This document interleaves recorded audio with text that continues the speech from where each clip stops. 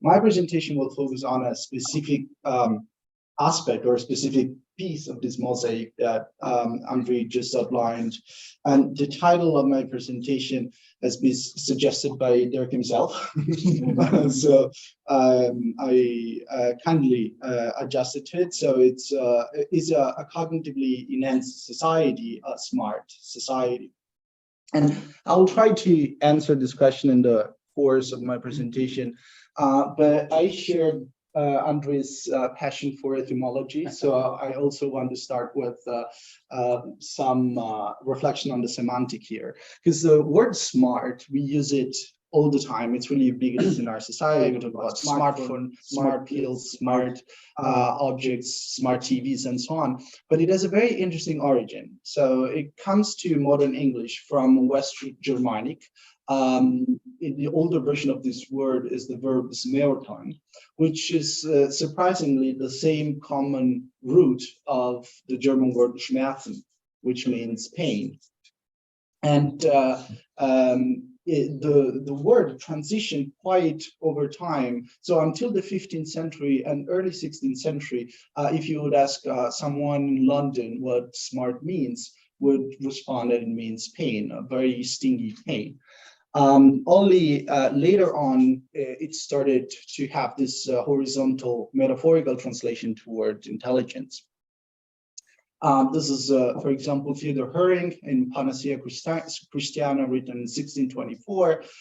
It's talking about something that stings cruelly and smarts terribly, in relation to surgery, by the way.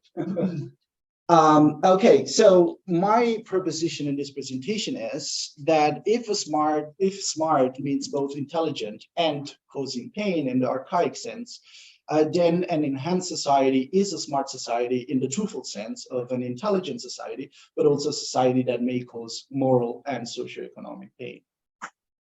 But to justify this proposition, I want to start with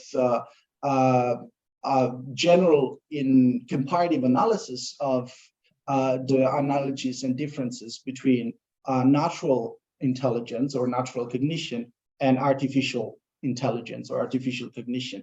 Because these two processes, we tend to use the same word, intelligence or cognition, as applied to both, but these two information processing systems work in a quite different way. So natural cognition typically involves the ability to imagine, anticipate, feel, and judge situations despite poor input data. This is something that developmental psychologists, for example, know very well, that children learn how to do things from very small input data. Noam Chomsky has beautifully written about the poverty of the stimulus argument in language acquisition. Whereas artificial intelligence needs large volumes, vast troves of data in order to function and to learn and to improve. Natural cognition in humans involves self-awareness and self-recognition. So self-awareness is self-reflection through introspection, and self-recognition is the explicit recognition of one's own intelligence. And we have no evidence that this is the case with AI systems. And quite trivially, but also obviously, natural cognition worsens over time through a well-known process known as neurodegeneration, which is typical of aging, whereas AI systems tend to improve over time. So machine learning algorithms, if they are trained, they tend to linearly improve over time, and they are not subject to the degradation of the hardware of the medium because they are medium independent. If the software if your hardware breaks, you can run the software on a different hardware. Unfortunately, we cannot do this with our brains. So when the brain degrades, also the mind degrades. Now, despite their differences, natural and artificial cognitive systems are increasingly interacting in our society. And typically, this interaction is presented as a form of antagonism, where typically the fear-mongering narrative in the media is AI replacing human cognition. But actually what I will try to present here is the extent to which AI systems and digital technologies more broadly can complement and even enhance human cognition. rather than replacing it. And with three metaphors, we can say that this is occurring in three possible ways. The first one is what we can call the digital mind. Namely the fact that more and more activities and processes of the human mind are becoming inferentially analyzable using data from digital devices and intelligent algorithms. So we are expanding our variety of sensor technologies that can collect information about our brains and about our minds, and that can process that using intelligent algorithms. The second metaphor is what we can call the artificial mind. Namely the fact that AI approaches such as deep learning, as the most common one, can be neuro-inspired or bio-inspired. So we can have artificial cognitive systems that are inspired by how information is processed in natural systems, and we can even create simulations thereof. And the third one, which is what I'm going to focus more in this presentation, is what we can call the hybrid mind. Namely that there is an emerging class of technologies that can establish a greater degree of integration and mutual influence between the human mind and AI systems. So this is an example of what we've just described as a technological convergence. So you have a digital system, a biological system, and these two systems mutually interact. So connecting brains and machines may sound sci-fi, but it's actually not. It's actually a fairly old idea that dates back to the early 1960s, to the work of J.C.R. Licklider, one of the fathers of modern computer science, who wrote in a prophetically entitled Man-Computer Symbiosis article, written in 1960, that in not too many years, human brains and computing machines will be coupled together very tightly, and the resulting partnership will think as no human brain has ever thought, and process data in ways not approached by information handling machines we have today. Now, if you know the history of AI, you know that it's a constellation of poor predictions, mostly because of excessive optimism. This is one of the few predictions that actually happen to be true, because within 15 years from this prediction, the first brain-computer interface was conceptualized. Now, today, we have a variety of technologies that can integrate human cognition and artificial cognition. Here is just a few pictures, and all these technologies can be encompassed by the umbrella notion of brain-computer interface, which is a neuroinformatics system that can establish a direct communication pathway between the human brain and an external computing device in a manner that bypasses the peripheral and neuromuscular system. So BCI typically work in so-called cycles.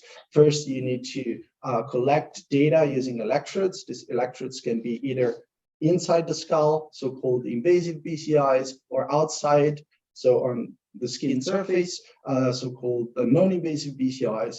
Then the signal is amplified and digitalized, and then you have machine learning algorithms that will extract features and classify them and recognize a certain command, which is the output of the system. And then the most recent BCIs are all closed-loop systems. So you, from the output, you use the output to train the user for the next cycle. So there is a training process through the so-called neurofeedback.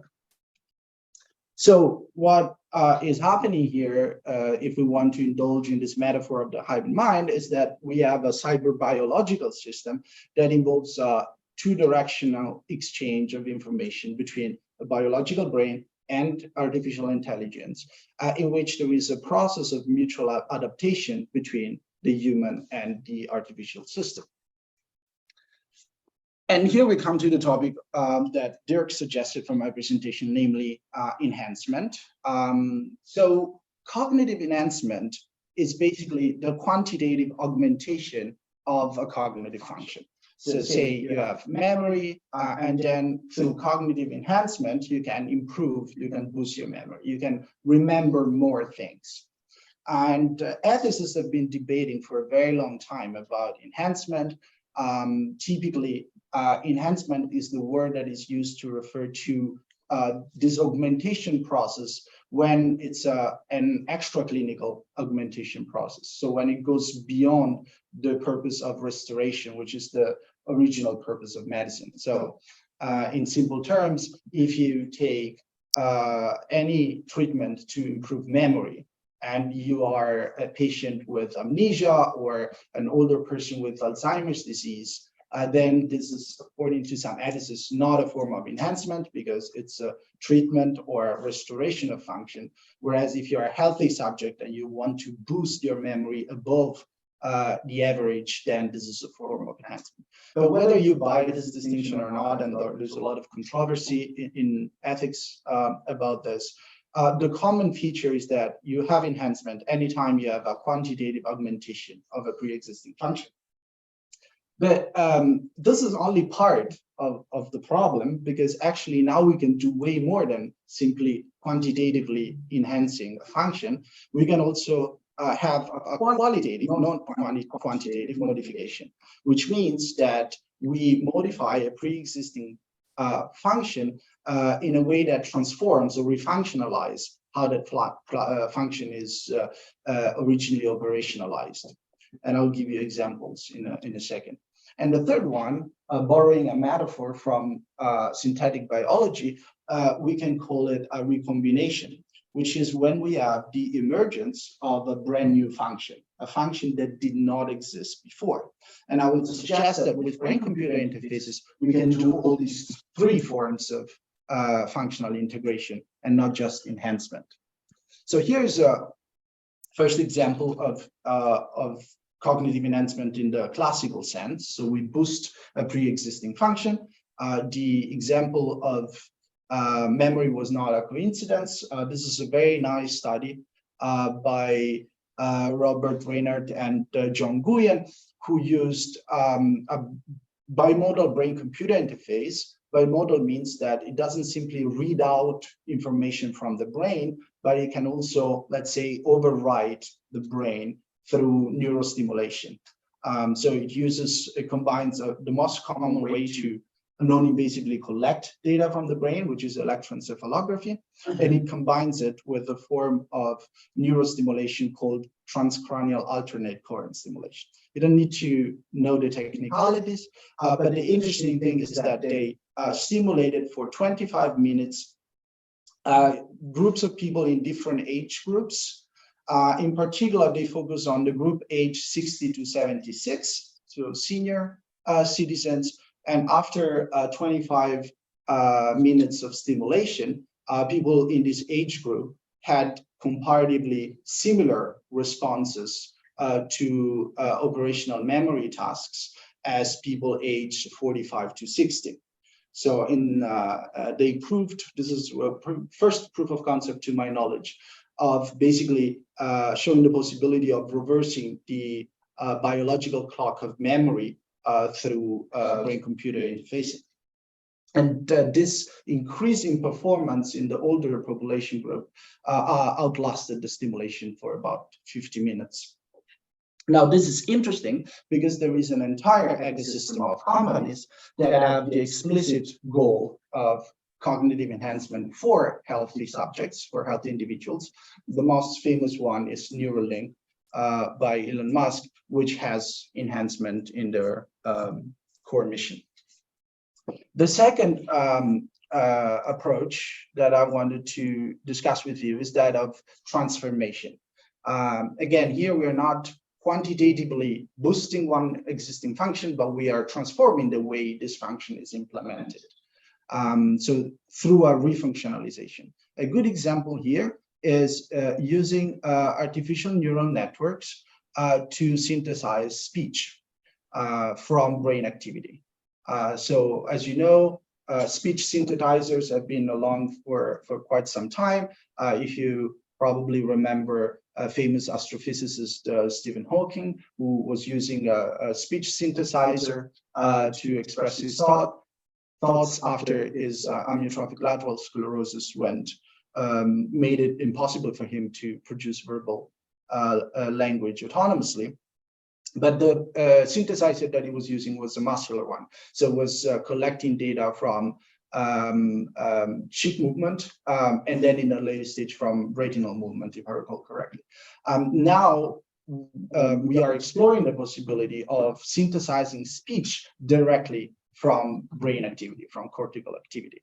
And there are several studies, put them in the slide, that prove the possibility of doing so directly from brain activity. Now, these examples already help us reflect on one interesting ethical checkpoint here, which is once we have these artificial modules that replace or restore the function of an internal biological module, what is their ethical status? Which also begs the question of what is their normative and legal status? Because if they operate as cognitive extensions or modules that expand the internal biological cognition, then this would raise the question of what happens if, for example, we interfere with them.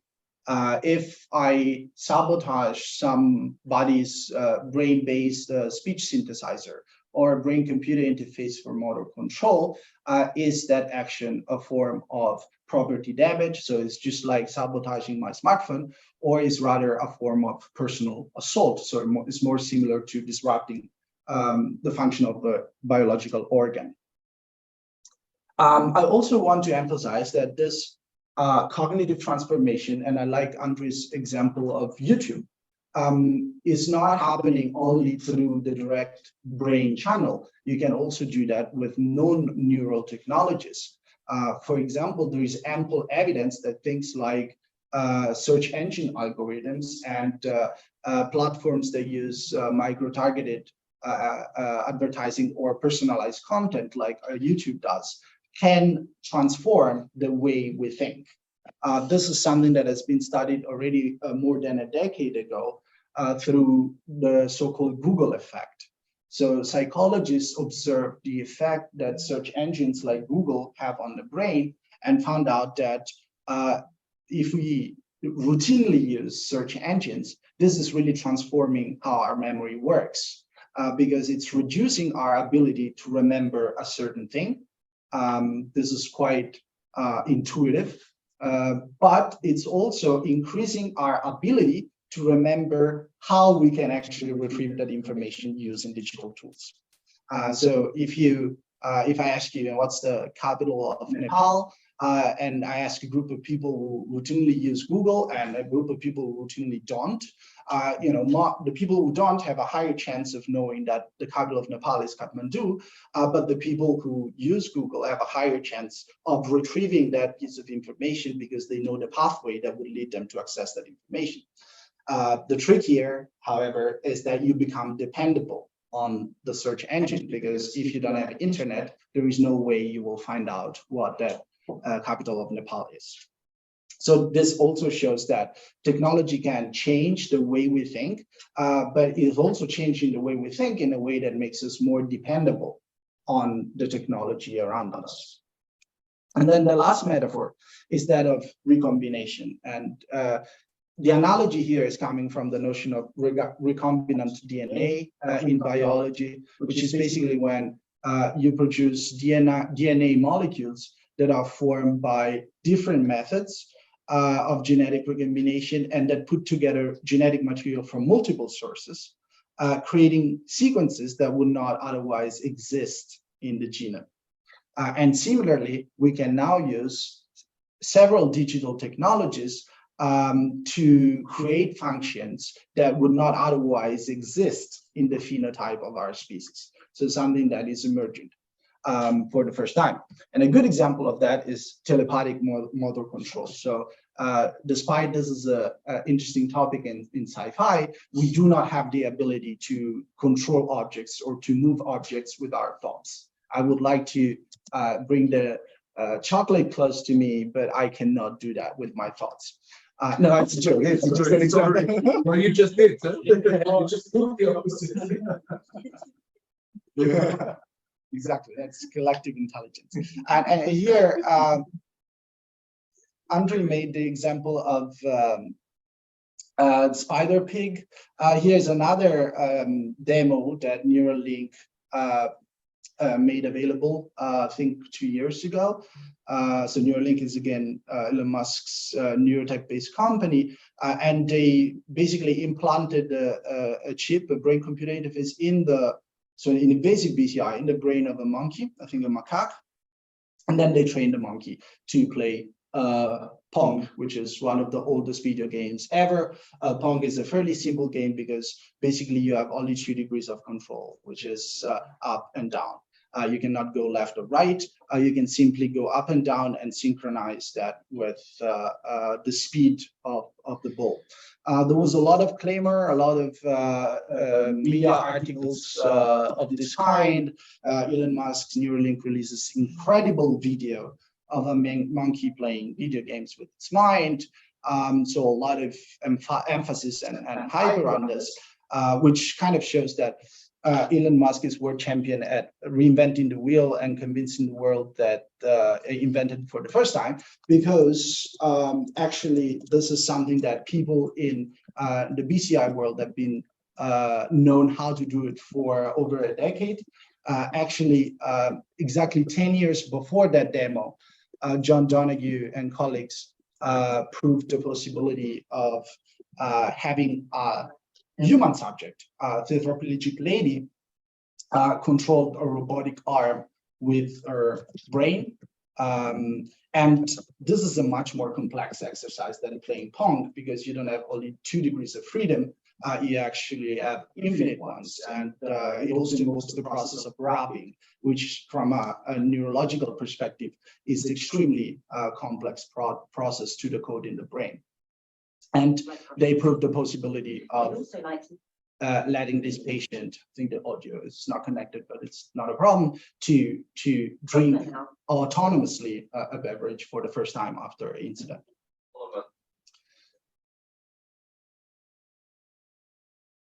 And today, 10 years after that, and see the satisfaction in the patient, after 10 years later, we also have non-invasive technologies that can do something similar. So you no longer need to insert electrodes in the brain, which has, of course, some side effects, but you can record activity from outside the skull. Here's an example of a brain-controlled drone. Oh, video doesn't work. But, so here's a drone that you can make fly with your brain. Okay, so now all this is giving rise now to a very interesting industry where a lot of players in the big tech want to be part of. Meta, at that time, Facebook, launched in 2018 BCI program aimed at allowing people to type on their newsfeed with their brain. That's literally their slogan. And we have a large variety of industry players that produce commercially available BCIs with prices starting at $130, $140. So it's a very accessible market so far.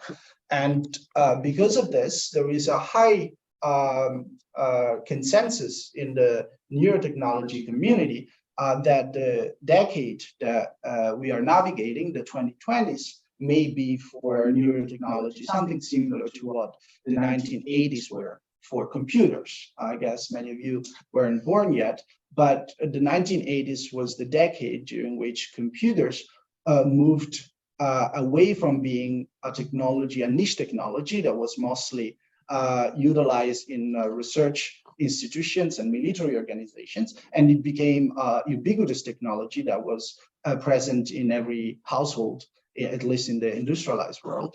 And similarly, many analysts predict that the 2020s will witness a similar ubiquitous diffusion and distribution of brain-computer interfaces and other technologies. Now, given this, there is a task of science and a corresponding task, I think, for ethics and the law. The task of science is that of developing increasingly safe, performative, and reliable systems that can enhance, transform, and recombine human cognition through AI and other digital technologies. But the corresponding task of ethics is determining under what conditions it is ethical to do this. So to enhance, transform, recombine, and human cognition through AI.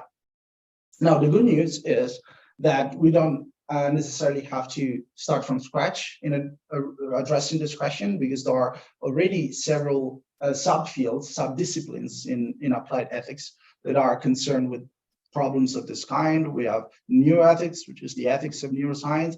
We have AI ethics, which is now a nearly ubiquitous community. But what we are missing is a unified ethical framework for the integration of the biological and the artificial. So we do have frameworks, as Andre has outlined, for the biological taken individually and for the artificial taken individually, or the digital taken individually. But we do not have a unified framework for their convergence and for their increasing integration. And I think this is something problematic in general. So also when we have other forms of human-machine integration, but it's particularly problematic when we have brain-machine integration, because the brain is not an organ like any other. It's not like your spleen or your knee, with all due respect for these organs, but is the fundamental side of life-maintaining functions like respiration, blood circulation, and so on. It is a very informative predictor of health and behavior. So if we do data mining on the brain, we can find out a lot. And most importantly, it's the enabler of mental faculties like memory, consciousness, thought, perception, and everything that makes us human, including personal identity and agency, which was the focus of Andre's presentation. And so thereby is also the enabler of society-making abilities, such as moral responsibility, pro-social, antisocial behavior, and so on. And the brain is also quite connected to some fundamental human rights, even though these rights are not explicitly stated in a sort of brain-oriented manner. But the right to freedom of thought, which in a long philosophical tradition has been considered the fundamental prerequisite for all other freedoms. This is a quote by Swiss naturalist Paracelsus, and it's codified in Article 18 of the Universal Declaration of Human Rights. And we should also keep in the background of our mind that the ethical significance of the brain and the potential risk for freedom of thought seems to be something that people are concerned about. So we have very little data about public expectations and public attitudes regarding neurotechnology, but the few data we have seem to show that people would be quite unwilling to have a brain implant to improve memory or other mental capacity. So this was a pupil that was comparing people's attitudes with regard to various applications of AI. For example, here they're comparing driving in a self-driving car and having a brain implant. And while half of the population would drive in a self-driving car, only 26% of the population would have a brain implant. And you can wonder, well, maybe it's because people are scared of the safety implications, but the survey was designed in a manner that would say, well, let's assume the risks are equal. What would you like to do? Okay, so and then a more recent poll was asking people, well, what are you concerned about? So why would you not use a brain implant? And as you can see here, privacy was quite high in the responses. And I think here the sci-fi literature can also maybe give us an explanation of why. I believe many of you have read 1984 by George Orwell. And interestingly enough, even in that dystopian scenario of absolute surveillance, Orwell did not predict cognitive surveillance and wrote that in the dystopian world of 1984, nothing was your own, except one thing, which is precisely those few cubic centimeters inside your skull, so in the brain. Okay, so I want to conclude my presentation with presenting you the four normative principles that my colleagues and I have proposed to regulate the brain-computer interface and address these emerging challenges that are happening in this domain. So the four principles are cognitive liberty, mental privacy, mental integrity, and psychological continuity. And then I'll also address a sort of meta principle, which is the problem of equity and justice in the access and distribution of this technology. So cognitive liberty is the freedom of a person to record and modify their brain and mental processes, or to refuse to do so. So it's both a positive and a negative right. And if you're wondering what a possible violation of this principle can look like, you may want to know that in certain countries, China has been pioneering this, but it's not the only country. Brain-computer interfaces are being mandated as equipment for people at high responsibility jobs. For example, conductors of high-speed trains or people working in nuclear plants. And their brain activity has been mandatorily recorded so that the company can adjust the pace of production and redesign workflows accordingly. And since it's a coercive use, it seems to violate the principle that you can refuse to have your brain activity recorded. Another possible violation is when it's not another person who's interfering with your cognitive liberty, but it's the AI that is embedded in the machine that does so. So since these machines are increasingly relying on artificial intelligence, there have been cases where patients report that the AI is kind of overriding their volition, and it's producing an output that differs from their original intention. And now we are doing a clinical study with a lot of BCI users in various countries in order to understand this risk of sort of mismatch in the use of AI in the BCI. The second principle is mental privacy, which quite obviously is privacy as applied to the mental domain, to mental information. This is not a new principle. We already have a big privacy problem, and people have been arguing that privacy is degrading in the digital world, is eroding, and there is nothing we can do about it. But interestingly, as historians from a century ago already knew, the ability to exercise privacy on our mental information and concealing what we think is strictly linked to freedom of thought. So as John Wagner-Bury wrote more than a century ago, if we lose mental privacy, we also lose freedom of thought as a consequence of that. And this is extremely risky in a context where mental data are ubiquitous, because the technologies that collect this data are becoming ubiquitous. And here is a possible another example of a violation of this principle of mental privacy, which is cognitive surveillance, this time not in the workplace, but in schools. So this is an American company that called BrainCo, that run a pilot study in elementary school in China. So these are children aged 5 to 9, if I recall correctly. So definitely not in the age of providing consent, and they are wearing these devices that will basically monitor their attention levels in the brain and inform teachers about whether they're paying attention or not, which is something that a lot of scholars would like to have also in conferences. And again, there are companies that are attempting to do this in a systematic way. I also want to emphasize that all the consumer applications that with some colleagues and we reviewed a few years ago were using unsecured data channels and had major privacy vulnerabilities. And this was happening in the absence of institutional oversight. And there are also been cases of hacking. So since like any other computer system, also brain-computer interface can be hacked, which has led the FDA to issue warnings. Okay, I want to go fast because I think I have only 5 minutes. Yeah. So the second last principle is mental integrity. Mental integrity is the prohibition of non-consensual and harmful manipulation of a person's brain activity, for example, as a consequence of hacking. But for example, here, scientists have studied how certain clinical brain-computer interfaces can be hacked.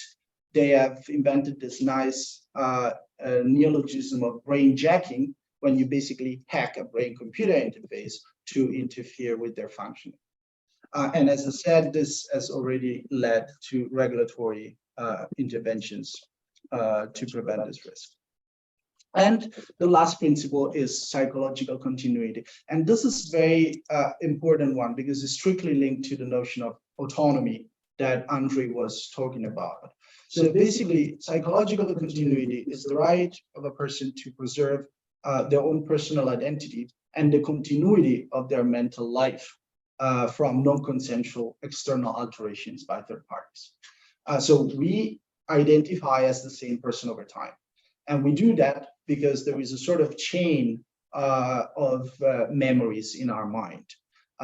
We are not the same person as we were 20 years ago. We have replaced most of ourselves, but we tend to believe that we are the same person because there is a sort of concatenation in the chain of thought. Now, if you interfere with this, you may no longer believe that you are the same person. And there are cases where this kind of interference has occurred in an off-target way, meaning there was no malevolent agent that was attempting to do so, but it just happened and nobody knew why. An interesting case is from the Netherlands, actually, a patient who underwent invasive neurostimulation treatment for Parkinson's disease. The treatment was successful, so it reduced the tremor in the patient. But then the patient developed an obsessive passion for the music of Johnny Cash, which came out of nowhere, was not present before. And literally this patient had to listen to Johnny Cash for several hours every day. Now, this is something that could also be funny to comment, but nobody knew why that happened. So in the same way as you can have this kind of off-target effect on things like musical preferences, you can have off-target effect related to political beliefs or religious beliefs. And if we find out, and at some point we will find out what has caused the process, then you can easily imagine weaponization of the technology in order to induce certain changes, no longer off-target, but on-target. And this is what's happening in the military. So for those who are interested in the topic of military uses of BCI, we have written a paper about this, which kind of outlines what the main military uses are of this technology at the moment and where the military field is going. And last principle that I wanted to discuss is the principle of equity. And here it's quite obvious. So if we have a cognitively enhanced society, then there is a risk that we are exacerbating the digital divide and creating also a cognitive divide. Because unless cognitive enhancers are available to the entire world population, which is unlikely, the consequence will be that we will have a certain portion of the world population who can afford cognitive enhancing technology and therefore profit from it, and another probably larger portion of the world population that will be left behind, which is particularly problematic because cognition is a big predictor of things like health. So people with poor cognitive performance tend to have lower health outcomes and vice versa. And it's also a predictor of socioeconomic status. So if we introduce this level of cognitive inequality, we may exacerbate other forms of inequality like socioeconomic inequality and health inequality. And I'll just conclude with going back to the question, is a cognitively enhanced society a smart society? And justify why I made this proposition at the beginning of my presentation, it's definitely intelligent society because we will boost and even transform our natural cognition and even create new functions that we currently do not have. So it will definitely expand intelligence in the narrow sense, but I think it will also be a smart society in the archaic sense of a painful society. Because it will introduce new forms of moral and socio-economic suffering. And I will just conclude with letting you know that there is governance work happening in this field. So the first international standard for neurotechnology is the OECD recommendation, which was released in 2019 by the OECD Council in conjunction with the recommendation on AI. And there is also work at the fundamental rights level. So the principles that proposed before, we label them neuro rights because they are sort of human rights as applied to the brain and mind domain.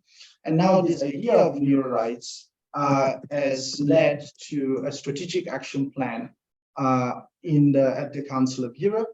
And more recently, I forgot to put it in the slides, in a focus group, in a deliberation of the UN Human Rights Council of September last year. And now the Human Rights Council at the UN is producing a report on this topic in order to understand whether we need to amend our human rights framework in order to bridge this gap. And not just intergovernmental organizations are operating in this field, but also national governments. And I was surprised to hear that Chile was one of your examples, because Chile is also the first country that introduced a legislation on BCI. So it's the Ley sobre la Neuroprotección, so neuroprotection law, which introduces the principle of mental integrity in their regulation. Okay, so I will stop here. Thanks a lot for your attention.